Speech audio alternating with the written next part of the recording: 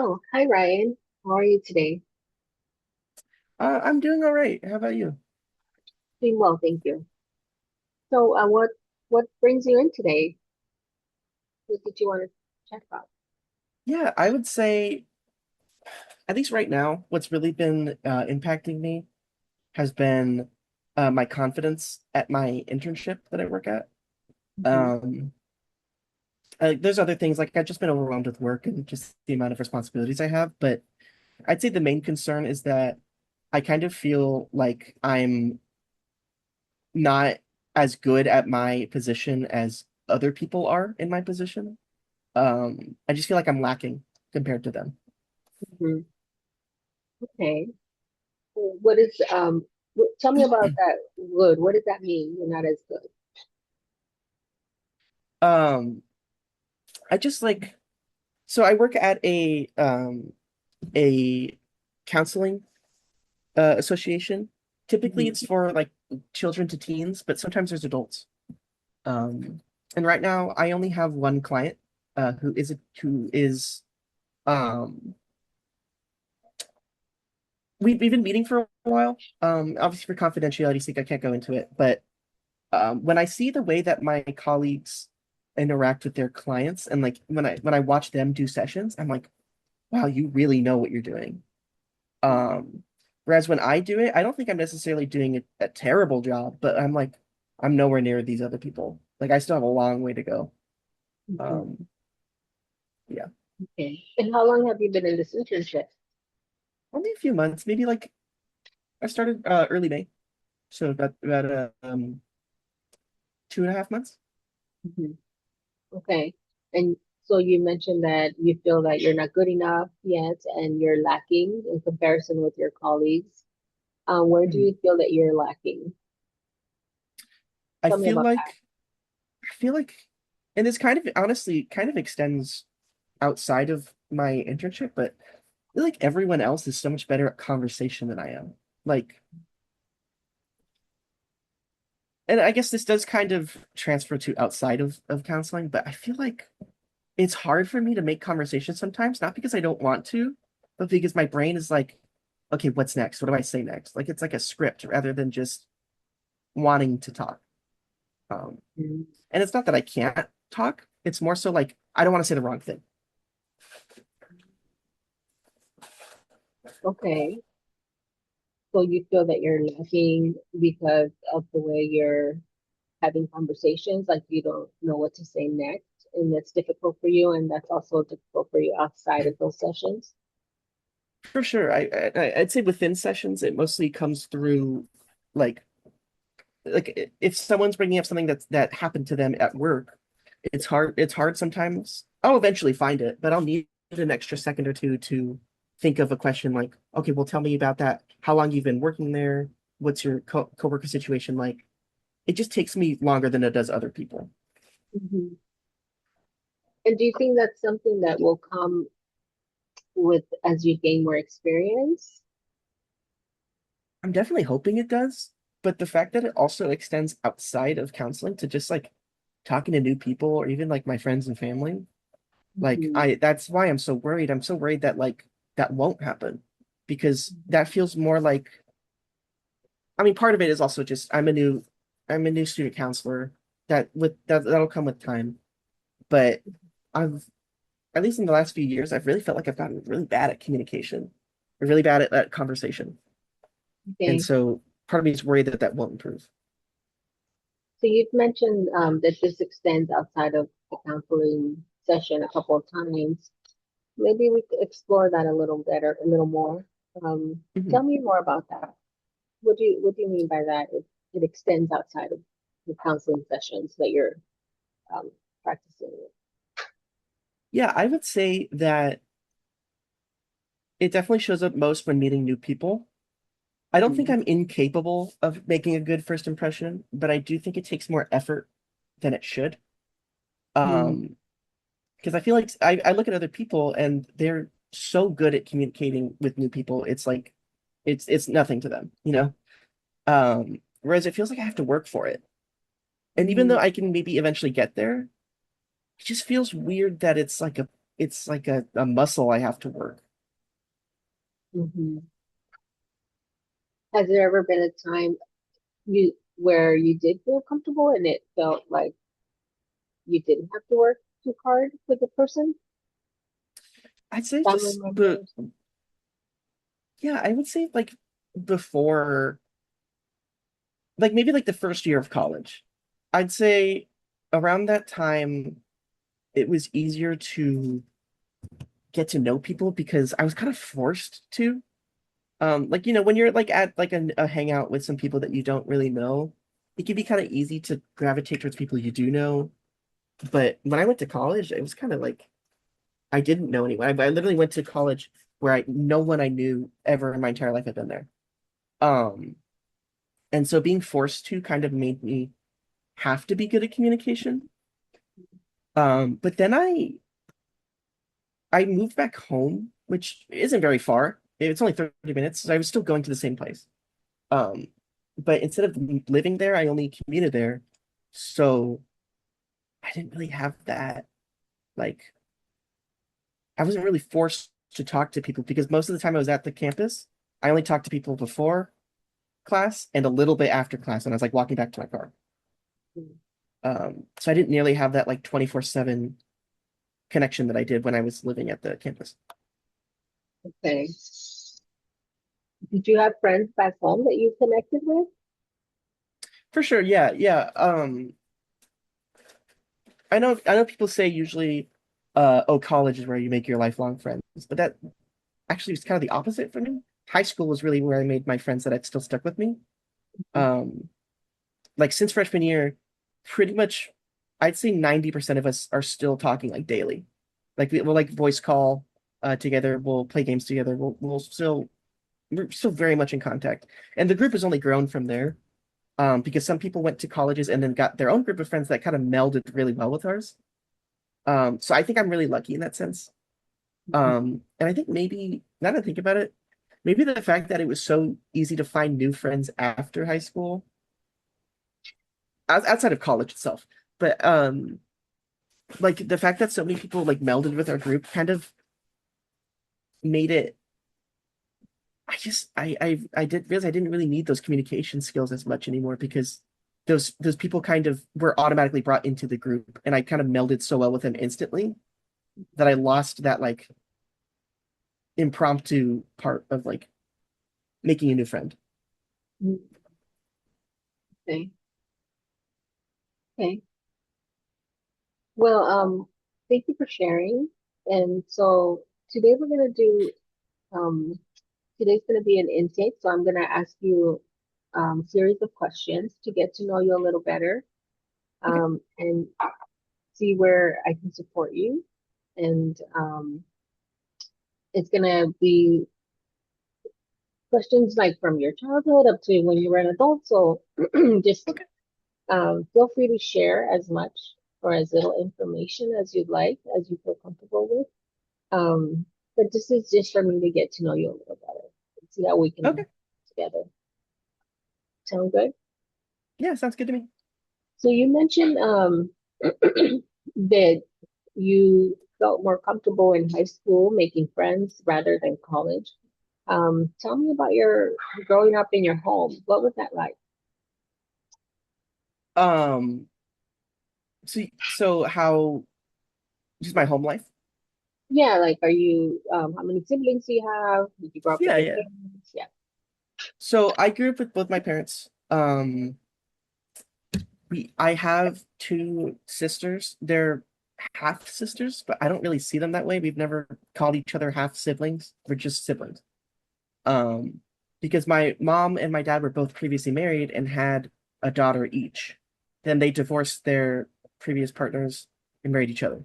So in the home it was me and my two sisters who sometimes they would change custody. Not change custody, but like they go over for the weekend or something. Um, Okay. but typically it was the five of us. My cousin also lived with us for a while. But we don't really talk to him anymore just because of some drama that went on. But I'd say growing up, I'd say I had a pretty privileged life. Um, We never had to worry about where food was gonna, like what the next meal was gonna be. Never had to worry about if we're gonna make next payment. It was a very easy childhood. Um and I got along pretty well with my sisters. They kind of had one sister, especially the younger. They're both older than me. Sorry, they're both older than me by 7 years and 11 years. So the one that's older by 7 years, kind of had some personal issues with like family and just the fact that their parents were divorced. Um, and so they I don't really know how to say it other than they kind of acted out more than my other sister did, but she did too to an extent. Um, So there were arguments, but it was besides maybe one instance of a plate being thrown at the ground, it never really boiled over too much other than maybe someone storms out of the room or and goes to the room or something like that, you know? Mhm. I'm sorry, did you say you're the youngest of the three? Or, Yeah. and you said there was five of you, so it was the older sisters, you and your parents. Okay, all right. Just want to clarify that. Yeah. And so you said you had a pretty good childhood growing up. Never went without. You used the word privileged. Can you talk a little more about that? What do you mean by privileged? By that I just mean like so my dad is white, well, he's Jewish, but you know, and my mom is Mexican. So I'm half white, half Mexican, half Jewish, half Mexican. Um, but I'm pretty white passing, I'd say. Maybe a little darker skin, but doesn't really show up in the camera. But um I would say that again, I had really good schooling. Um I went to a private school in both elementary, like kindergarten to eighth grade and high school. Um I never really had to worry about college, like making payments. I work for my mom, so I didn't even have to find a job myself. She employed me at her business. Mhm. Um, and I wouldn't say that I feel like I'm necessarily a Nepo hire, more so that I'm a Nepo hire in the sense of like I was her son, so I was her first candidate. But I do still feel like I at least deserve the job, just because of the work I do. But that's more so nowadays. It's just privileged in the sense of like I didn't have to fight to get a lot of the things that I needed. Okay. It sounds like you did okay. And what I'm hearing is that what you needed was there and available for you. Um, Employment or food or clothing, or you had access to Absolutely. the needs. Yeah. Okay.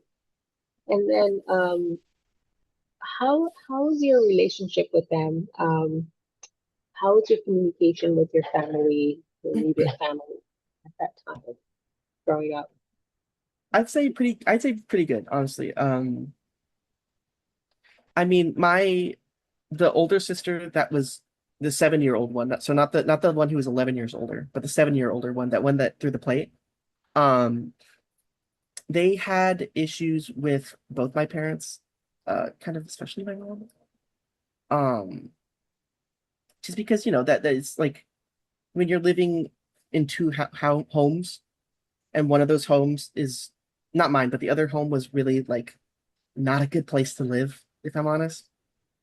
It kind of makes sense that you would lash out a little bit more.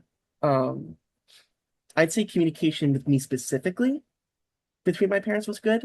I never had any. I had some problems with like like no crying in baseball kind of thing. Um, but it never felt like I couldn't talk to them about something. It was more so like I didn't know how they would always react sometimes. Okay. Okay. And this kind of leads me to my next question about safety. Mentioned that your sister threw a plate. Um, was that what was that situation like? And she threw it at you, or did you? Oh, no. So that happened in the kitchen. I was not in the kitchen. My dad, actually, I can't remember if it was my dad or my mom, but one of my parents, maybe both, was talking to her in the kitchen about something that she did that they did not allow. And I remember that she threw a plate, not at them, but at the ground. Mm, I'm assuming in frustration. I wasn't fully there, I just heard it. Um, and I think this is when she was driving, so I think she either went with a friend or she drove away. mhm. But either way, that was kind of the only standout situation where I felt like there was maybe something physical, but no one ever hit anyone. No one ever threatened to hit anyone. The worst thing that I can remember is that I got spanked one time because of something I did in kindergarten that was my fault. Okay. So even though I don't necessarily believe in that kind of punishment, I wouldn't necessarily consider that child abuse. So Okay. um, And then you mentioned that you maybe didn't that you didn't always feel comfortable bringing things up because of how your parents may react. Tell me a little more about that. um, kind of came from like the no crying in baseball thing, where I was told either you you only cry in two for two reasons. Someone died or sorry, three reasons. Someone died, you got hurt, or actually I think those were the two reasons. Someone died or you got hurt. Those are kind of the only reasons to really cry. Um so if it was like an emotional thing, I couldn't really cry. I could talk about how I felt, but the crying was really um the thing that was not allowed to happen, which really sucked because I cry very easily whether I want to or not. Um, that's just how my Okay. body reacts. Um, so that didn't mesh very well. But Yeah. I feel like overall my needs were met as long as I didn't cry. It sounds like a lot of weight to carry to not be able to express your emotions and how you're really feeling in those Yeah, moments where you do want to cry. for sure. Because like, how can I be totally honest with how I feel if I need to cry and I can't, you know? Yeah, yeah. So when you did feel like crying, but you were not allowed to, what would you do instead? Did, would you cry on your own, or would you hide and cry, or be upset, or would I you try to just, hide and cry, but I would say again, it's really hard for me to not cry. Like even to today, it's really hard. I don't know. It's something with my body where it's just like if I even feel like crying a little bit, I will. Um, not cry, but like my eyes were water. You know what I mean? And I couldn't hide that from them unless I physically went to my room. Um, so yeah, usually just go to my room. okay? Well, that sounds like a lot to carry, a lot of emotional weight to carry. Yeah. And now, as an adult, do you allow yourself to cry, or do you still hide those emotions? Okay. I would say I'd say it's definitely gotten better. At least in my house, because I still live with my parents. It's definitely Okay. gotten better. We've had talks Mhm. about that. Um, it's been a little easier to control, like how much my eyes water and like how much I cry. Um, but I would say those emotions, I never really hide those emotions. It's more so the way that they show that I hide. So if I'm sad, I'll make it clear. Like I'll say I'm sad. Most of the time. Sometimes I'll be like, it's just easier if I just deal with it myself. But yeah, I'd say it's definitely gotten better. Okay. And you said you had a conversation with your parents about that, about, and how did that go? Um, sorry about that. I've had a couple conversations more so than just one, but basically I've just been like, listen, I can't control that. Like even right now, like I can't control that. Um, this is just how my body is, and like sometimes like when something like serious happens, like let's say there's like a medical emergency in the family, Mhm. they have to tell me you have to be strong. It's like I am strong. I just can't control how my body itself reacts. Like that's not something I can do. It's like telling someone to rip their arm off. Like it does that does it doesn't happen for me. I can't do that. Um, and so that's been more understood, I'd say. Okay, Um, yeah. good. And now I'm going to ask you a scale question. You talked about having a great life, childhood life, having access to many things, but then Mhm. also at the same time, you were not expressing yourself emotionally as much as maybe you would have wanted to, it sounds like. Um, so on a scale of 1 to 5, would you say you have um, more memories in your childhood of like good times or more memories of where you had to go and hide your emotions? One, yeah, Is it one being one being, hiding? yeah, I'd say probably two. For like childhood, definitely two. good. Okay. That's pretty low number, but that's good, right? Yeah. Yeah. Okay. So we're gonna move on. Currently, you said you live with your parents still. You're living with your parents, Mhm. and you mentioned that you moved away for college, and when did you move back? So when I say moved away, I just lived in the dorms. I still went back home every weekend. Okay. Most weekends, I'd say. Mhm. Um, until my third year. Um,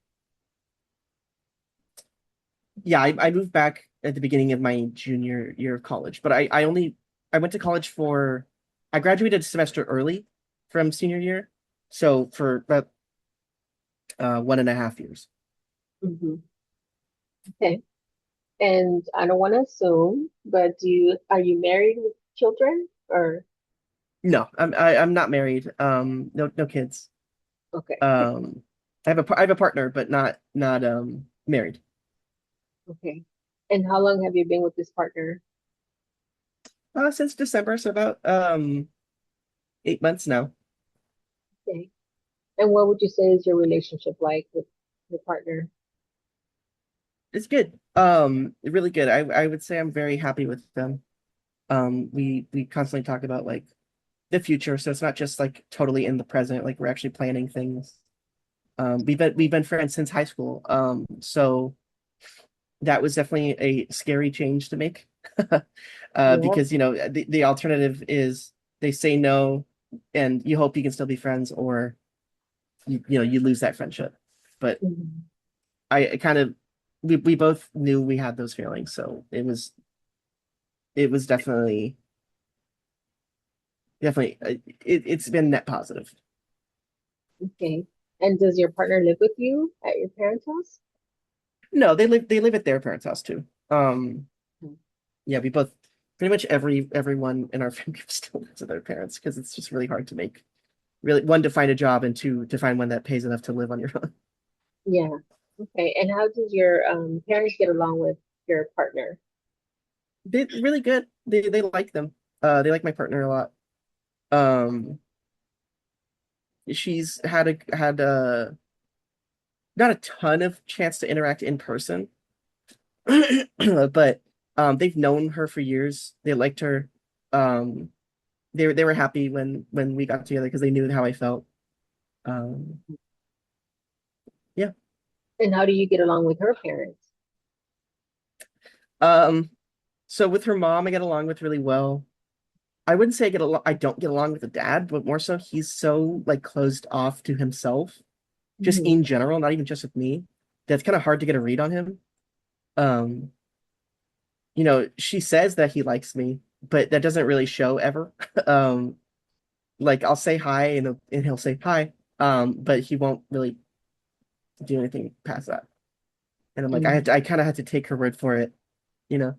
Mm-hmm. Mm-hmm. Okay. So you get along with her mom, and you're not sure about the dad. You're not certain about that relationship. Yeah. And your is your girlfriend, right? You said it's your girlfriend, but you're talking about the future. Yeah. She reassured you that he does like you, her dad. Yeah. I'm always, asking to like double check, like, are you sure? Are you sure? Which I'm Mhm. sure gets annoying, but also it's not a good feeling when, her dad is like, just walks in and like barely acknowledges me, whether it's because he likes me or not. Mhm. Um, Okay. And you said he barely acknowledges you. What do you mean by that? Can you talk a little more about that? I just mean like it's not in the sense that he ignores me, but everything is to a minimum. Like Mhm. he'll say hi to me, ask how I'm doing, that's it. And then he'll walk away to his room. Because usually when we would hang out at her place, we would be in the living room, which is like right connected to outside, Mhm. like the door into the house. And so he would come home, he'd say, "Hi, how are you?" That's it. And then he'd walk away. Um, or like when we were at Disneyland one time and we barely talked at all. Um, which like I don't expect them to be like friends. I get it. Like I'm not his friend, but I'm part of the family now. I expect I would hope for the same way to be treated the same way that my dad treats her. He treats my partner. Mhm. Mhm. And how does your dad treat her? That's different. Just like part of the family, like actually interested in how she's doing, constantly asking like how she's doing, if we can get dinner sometime, with all four of us, me, her, and my mom and my dad. Um, and her parents are pretty strict on just in general, kind of holding the fact that she lives at their house over her head to where she can't really leave the house too often, honestly. Um, I think it's controlling, and so she does too, and so do my parents. And so my dad has even been willing to be like, hey, let's have dinner with her parents and maybe kind of work into like work something out with that, like to give her more freedom, which I really appreciate, even if it's not realistic. I still appreciate the thought. Mhm. Yeah, it sounds like her parents, maybe especially her dad, are being very protective of her Yeah, and guarded. for sure. And And it makes sense, but it's also really constricting for her. mhm. You said you've known her since childhood. Were they always like this with you, or did that change when you became? I mean, I've known her since high school, like freshman year, high school. She was a grade above me, and so all of my friends actually were a grade above me, pretty much. Besides like a few, who weren't. But um, I'd say yeah, he's kind of always been like that. It's just different when, you know, now I'm in a relationship with her. It's like I feel like I would kind of hope that would change, but I guess not. Um, so which is why like I trust when she says like, oh, this is just how he acts, because I've experienced that. But it's not my problem isn't that he normally acts that way. It's the fact that like you would think that maybe it'd change a little bit now that we're dating, you know? Yeah, yeah, okay. Well, maybe that's something we can talk a little more about. Um, Kind of makes me think about when you said in the beginning how you feel uncomfortable with new people, and conversation, and having conversations and thinking about what to say. Mhm. Maybe some similar feelings are coming up with your potential future father-in-law, where the conversation, um, maybe is not where you want it to be, Yeah. the relationship. Um, Yeah, that's fair. Like I think I don't necessarily expect him to talk to me a ton, but more so like it feels like when he acknowledges me for the sake of checking it off a checklist rather than just actually seeing how I'm doing. Um, like I don't need a super long conversation. I get it. Like it's hard. It get because he is kind of more introverted, like I am. mm, Um, but it's more so that when we do talk, it feels like a checklist rather than any sort of interest plus like not knowing how to carry the conversation. You know what I mean? So it feels more like a transactional conversation rather than warm and inviting and Yeah, relaxed. for sure. Okay. Um, Thank you for sharing that. So we'll move on. So again, I'm going to ask about abuse and trauma, and if you feel comfortable, share. If you want to explore that a little later, that's fine too. But I have to Mhm. ask these questions. Yeah. Have you ever experienced any type of abuse, physical, emotional, mental? And, Definitely, absolutely not physical or mental, and even emotional, not really. Mhm. Only thing I'd say is again, I wasn't really allowed to show negative emotions sometimes, but I was never like punished for it. It was more so like, oh, okay, we're doing this again, kind of thing, you know? So Um, while it definitely impacted me, I don't know if I'd go far as to say, in fact, I won't go as far as to say it was abuse or anything. mhm. But you were not allowed the space to show um, what would be considered quote unquote negative emotion. Yeah, there's more so do that in the privacy of your room, kind of thing. Yeah. And have you witnessed anyone around you, friends, family, experience any type of abuse? Mm, no, I'd say there's some family members who I don't really agree with their parenting styles. Some pretty close ones. Um, but I wouldn't call it abuse. I would just say that like I really don't agree with the way that you're raising your kid. What do you mean by that? Tell me a little bit about that. What do you not agree with? Like it's almost like militaristic. Like Mm, for punishments instead of grounding necessarily. Sometimes it is grounding, but sometimes it's like you have to do an extra workout, which like their whole family already works out. So it's like that's kind of already their thing, but doing extra workout, like I don't like that because it feels like I don't know. Again, I wouldn't call it abusive. It's just like I don't get the thought process behind it, I guess. mhm. Okay. Um, Okay. So maybe rigid, little rigid. yeah, pretty rigid. Mhm. Okay. What about trauma? Have you experienced any trauma, you or anyone you know?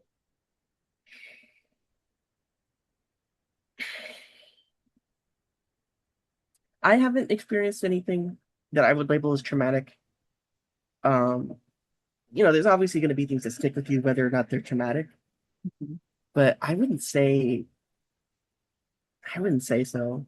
And Mhm. not to my mind does anything come up when thinking about like other people near me experiencing anything Mhm. traumatic. I mean, my dad, my dad's friend passed away, and it was so impactful that he got a tattoo. But this is before I was born, and two, my dad wasn't actually physically there. But it's still traumatic. Mhm. Um, oh, I guess it didn't come to mind because it's so recent, but one of my family members had a pretty bad diagnosis recently. And that's been pretty really difficult to deal with. Um, so again, I don't know if that's necessarily traumatic in the sense of like trauma, but it's definitely really impacted me and the rest of our family. You said it's difficult to deal with.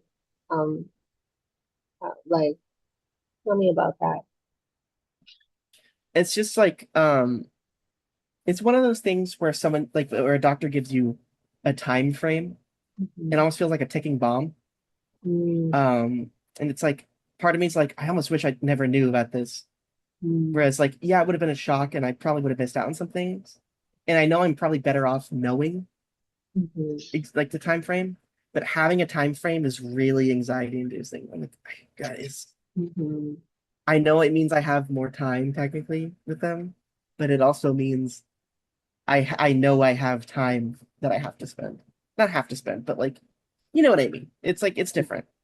Mhm. Okay. And are you doing anything to cope with that, to manage those emotions or manage those difficulties? I feel like I really haven't had the time to. Mm, I have both my part-time job and my internship, plus the two courses that I'm taking, plus mm, family and friends. Like there's just so much going on that it's like mm. You have a lot on your I plate. can't even process what's going on. Yeah. Mhm. Okay. And have you experienced any loss that is important to you? It could be a death, or it could be the loss of a job, or a pet, or something that was I mean, I've meaningful. had family members who passed away. Hmm. That it's been significant to me, as in like, they're my family members. I don't Hmm. I miss them. But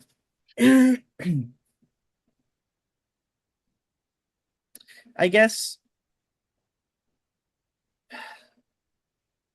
I mean I had a pet who passed away too. And again, like I those are important to me, but I don't think there's been anything so much that it's affected me for years. I haven't been able to eventually accept things and move on. Because I still have both my grandparents, or both my parents, both sides of grandparents. I even have a great grandparent still. Um, like I feel Wow, like I'm very fortunate in that way. Yeah. that's And great. that great grandparent is now a great great grandparent because of one of my cousins. So it's like, Wow. yeah, I know it's like I'm lucky as is with loss specifically, but Hmm. um, I don't think so. Yeah. Okay. Now we're going to go into your Okay. educational level. What is the highest level of education you So I graduated with my bachelor's, um, and now I'm in my master's course for mental health counseling. have? Mhm. So Okay. What was your bachelor's in? psychology. Okay. And have you worked in that field? Aside from this new internship, no. Um, so this new internship from I said May earlier, might have been April, but Mhm. besides that, it's my first time getting into something that has to do with my degree. And you said you work part-time. Is that correct? Yeah, that's the business of my mom that I was hired at. It's a polygraph business. Oh, Um, yeah. yeah, Okay. How long have you been doing that? since 2020, I'd say. Okay. End of 2020. Hmm. Um, hmm. Yeah, but since as of 2020, just been kind of doing it's mostly part-time online work, so I can choose my hours, but every day has a deadline. Um, so if I wanted to, if I had the time, I could do everything at the beginning of the week. Mm-hmm. Um, but it's not really realistic because it's a once it's all piled up, it's a lot of work. And two, there's like changes in people's schedules too, because it's a polygraph agency. So sometimes people cancel, sometimes people don't show up, or sometimes there's new appointments throughout the week. Yeah. Okay. So it sounds like you have flexibility to be able to work and go to school and manage your classes and balance it all Yeah, with that definitely job. definitely a full plate. Yeah. Okay. Next, we're going into substance abuse. I have to ask these questions. Yeah, Do you drink alcohol? very rarely. It's been maybe like a year since I've drank alcohol last. Okay. And do you use any other substances? No. Um, have you ever been hospitalized? No, you say you don't due to alcohol. Um, all right, so we'll go through and go into legal issues. Have you ever had any issues with the law? No. Mm, or No. anyone that you know, family members? Um, I've had kind of in the same vein of substance use, I've had some cousins struggle with different types of substances. Um, we're cousins or first cousins, that kind of thing, where it's like people in my family, but not really people I talk to very much. Mm, They've had substance issues in the past, um, to varying degrees. I would say it kind of factors into loss because I lost one of my cousins to substance use. mm, Um, after like years of them not really being in the family, not really talking to us. mm, So that was definitely, harmful, hurtful. mhm, But um, they just had again legal issues with like regarding their substances. Hmm. Okay.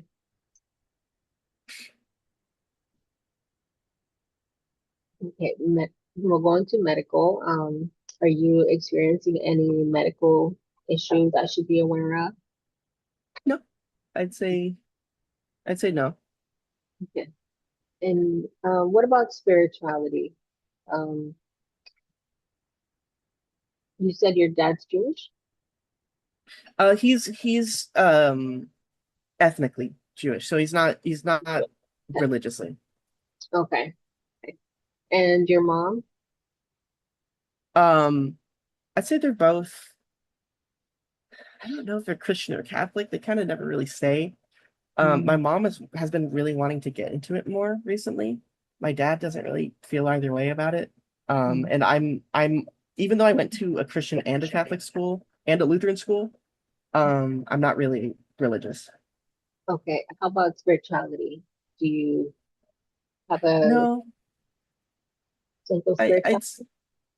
I'd say like while I don't believe in anything, I kind of hope I'm wrong in a way, if that makes sense.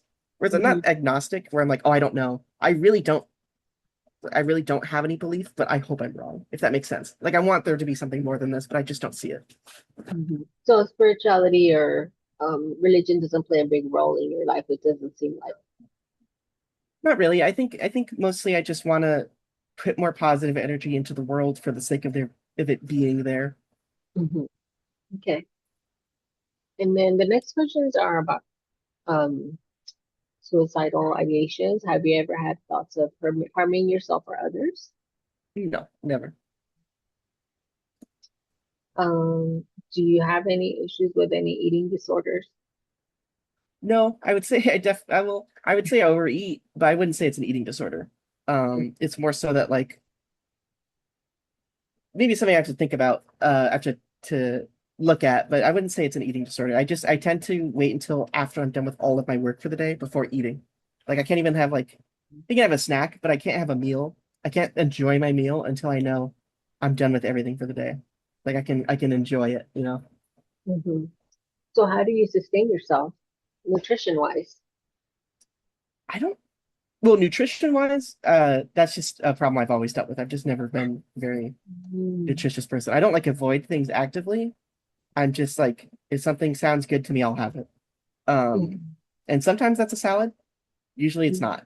Um, so it's kind of like I kind of just eat whatever sounds good at the moment. And sometimes it's healthy, sometimes it's really not. Hmm. So you mentioned you don't eat until your work is done at the end of the day, Yeah, and that's something you need to focus more on. Um, are there any side effects for you when you don't eat all day?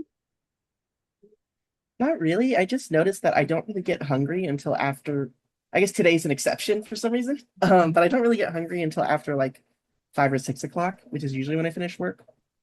Um, and again, I'll have a snack every now and then, but it's usually something pretty small or like inconsequential. Hmm. But again, I don't really get hungry until after then. Okay. And what about hydration? I drink water. I drink water all day. Okay. Okay. Um, okay. Have you ever gone to counseling before? No, I've never had counseling myself.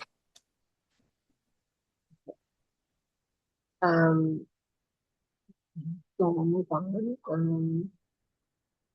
So what made you want to come to counseling now?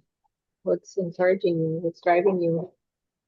I'd say um, now that I'm getting into counseling, like actually giving it, I would say you can't really help other people until you've tried to help yourself.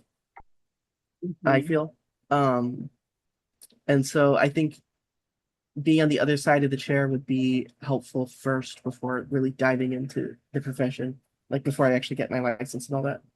And also, it's just important. It's an important thing to really care about your mental health, and I think this is a better way to do it than not going to counseling. Hmm. Okay. How would you describe your emotional status right Just very overwhelmed and anxious. Like in the past week, I've never really had this problem, but I'm not able to relax at all. Mm-hmm. Um, because I feel like I have so many things to do. Like I today I have a counseling session in a few hours that I have to give to another person. So that's always been nerve-wracking for me. It's my third session overall. So it's Mm-hmm. like it's a Mm. lot. Um, but And you said yeah. you're not able to relax. Um, is there anything that you have tried to help you relax? I keep a list of things I need to do, and I Mm-hmm. separate them not by their due date, but just the day that I can get them done. And so like Mm-hmm. yesterday I had class and two assignments and I got all three of them done. And so I felt, okay, I'm done for the day. I'm caught up. Maybe I'll do a little extra work, but I'm at least caught up and I'm not falling behind. Mm-hmm. Um, but I really only feel good, not when my work is caught up, but when like 25% more of caught up is done, if that makes sense. Where it's like I'm a Mm-hmm. little more than just caught up, Mm-hmm. Mm-hmm. a bit of leeway. Well, thank you for sharing. It sounds like you have a lot on your plate. You have with your school and your internship and then your work and relationship. You're dealing with a lot. Um, Mhm. and um, maybe in our next session, we can talk a little more about, I'd like to explore more about your intake with food, your relationship with food, Yeah. um, and also self-care, practicing taking time for yourself to, see um, what type of ways that you can practice to give yourself time to um, try to relax, like you said, Mhm. and manage things a little differently, if that's okay. Yeah. So I'm at the end, we're at the end of our questions. So this is the boring part. So in the next couple of sessions, we'll take a deeper dive and explore a little more. You came in because you wanted to process, you wanted to get better at your internship counseling sessions, and you were feeling like you're maybe not as good as your colleagues, and like you're lacking in some ways, and you feel that conversation doesn't come easy to you.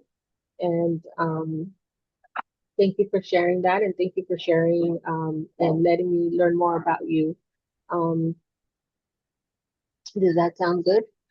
To Yeah. Yeah, I think that sounds good. Okay, great. So feedback.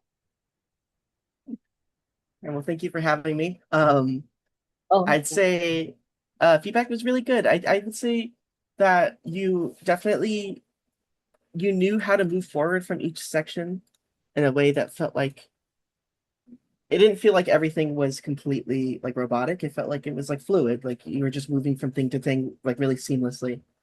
mhm, Um, I'd say I felt really understood. Like in the section where you're talking about like with the way that my partner's dad and I interact, how you kind of connected that to the conversation thing. Um, I think that it just showed that you kind of understood how that can go both ways, both from him and from me. mhm, And I think that was really facilitated. Um, I think it was positive to point out the fact that like the way that you pointed out, even though it's not necessarily like I don't consider it emotional abuse, it's still something that like being having to hide my physical like the way I show my emotions so really impacted me to how I am today. I thought that was really good the way that you pointed that out. Um, but yeah, I think only thing that I think, and I don't even think that it really needs that much work because it happened more throughout the session. The longer we went through the session, the more you gave those like nonverbal cues. mhm. And also those verbal ones, like like saying okay, that kind of thing. Yeah. Um, I noticed at the start of the session it wasn't really there. But Okay. like about halfway through, you started throwing them in more, and I was like, okay, like that was what I was thinking about, and now you already fixed it without me even needing to say anything. Um, and by doing that, it helped me feel again more listened to. It felt made me feel more like I was actually being attended to, which I appreciate. Um, yeah. Besides that, I think no responses really broke connection or weren't um accurate. I mean, there was one point where you asked if I was the youngest sibling. Um, after I had mentioned having two sisters that were 7 and 11 years older. Oh, yeah, But that's such a small thing that yeah, it doesn't really matter. Like I like that you clarified specifically that like I it was just me, my sisters, and my parents living together. Like you clarified when you needed it, and you didn't act like you knew something when you didn't know. yeah. Which I think shows that you're willing to be honest, which again can be really helpful Mhm. for I think it would be helpful for a client. I got a little So bit unclear because unsure because you said there's five of us, so I wasn't sure. oh yeah. That's why I'm like, you mean you and your siblings and your parents? That's five or five kids? Yeah. Yeah. No, yeah. No. I Mhm. and that's what I'm saying. I appreciate that you clarified that and were willing to do that rather because I feel like a lot of people would play along with it and not really dive into it. Mm. So, but yeah, I think it was good. I think it was really facilitative for conversation. And good job. Yeah, thank you. Yeah. Yeah. Okay. I think that's it. Let me stop the recording. Mm.